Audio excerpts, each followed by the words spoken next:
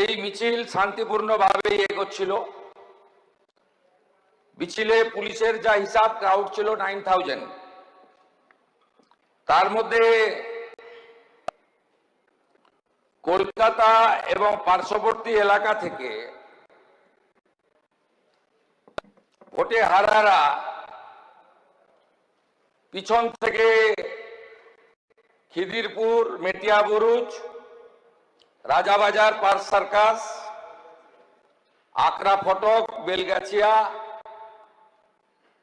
Rajarhat, new town, Baguiati এবং ইত্যাদি ইত্যাদি সাপ্লাই করেছেন।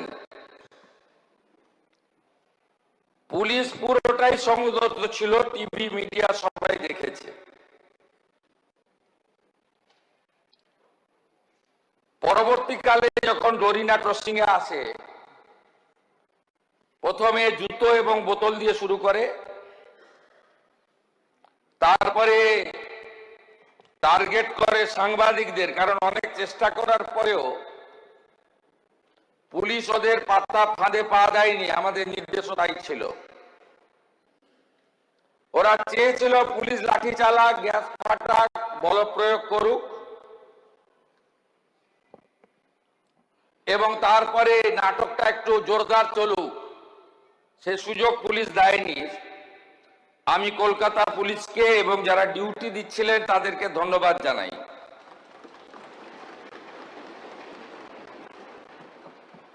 অল্প বিস্তর আহত হয়ে মেডিকেল নেননি, চলে গেছেন এমন সাংবাদিক অনেক বন্ধু থাকতে পারেন। 6 জন সাংবাদিক বন্ধু যারা গুরুতর জখম হয়েছেন, রক্তপাত হয়েছে, তারা সরকারি হসপিটালে চিকিৎসা নিয়েছেন। দীপঙ্কর দাশগুপ্ত, মাখন পাত্র, সুমন মহাপাত্র, রিক পুরকায়স্থ, শিলাদিত্য কর, কৃষ্ণেন্দু মজুমদার। ইতিমধ্যে সাংবাদিক বন্ধুদের কাছ থেকে আমরা লিখিত অভিযোগ পেয়েছি। মোট 6টি মামলা রুজু করা হয়েছে এবং এই মামলাগুলিতে এই বিধানসভা থেকে পাস হওয়া গুন্ডা দমন আইন যুক্ত করা হয়েছে। এইভাবে মোট সুনির্দিষ্টভাবে 6টি মামলা দেওয়া হয়েছে। মোট 6 না 7টি মামলা, এন্টালি থানাতেও একটি মামলা হয়েছে। এই মামলাগুলোতে গুন্ডা দমন আইনকে যুক্ত করা হয়েছে এবং প্রায় 70 জনকে চিহ্নিত করা হয়েছে,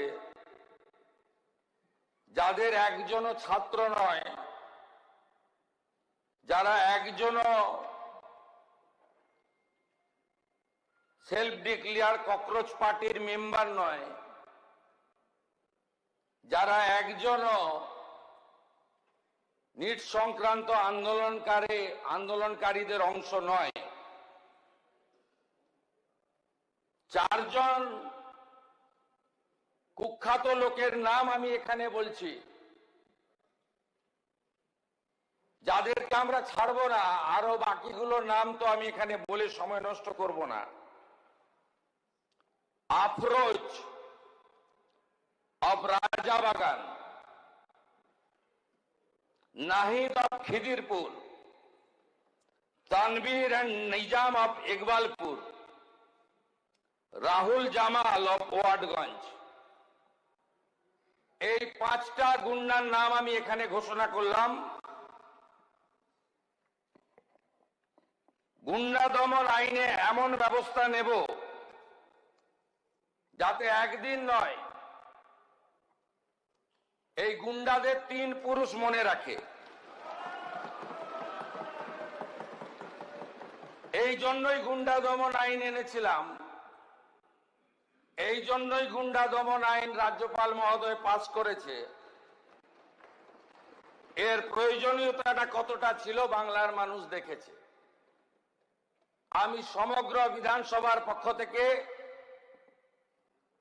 সাংবাদিক বন্ধুদের উপরে শারীরিক আক্রমণের নিন্দা করছি। আমি আশা করব বিধানসভা আমার সঙ্গে একমত হবেন। আমাদের শাসক বেঞ্চের চিফ হুইপ অমলান ভাদুড়ি তিনি আমাকে একটু আগেই বলছিলেন যে লাঞ্চের ঘোষণা হলে ভারতীয় জনতা পার্টির বিধায়করা বুকে কালো ব্যাজ লাগিয়ে সংবিধান প্রণেতা আম্বেদকরজির মূর্তির নিচে সাংবাদিকদের উপর আক্রমণের নিন্দা করে একটি কর্মসূচি নিয়েছেন এবং সংবিধানের চতুর্থ স্তম্ভ মিডিয়ার কর্মীদের প্রতি সলিডারিটি জানানোর জন্য একটি ছোট্ট প্রয়াস নিয়েছেন। আমি তাকেও স্বাগত এবং ধন্যবাদ জানাচ্ছি।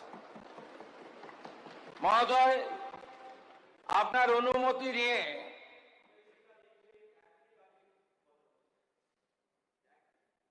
আমি বলার পরে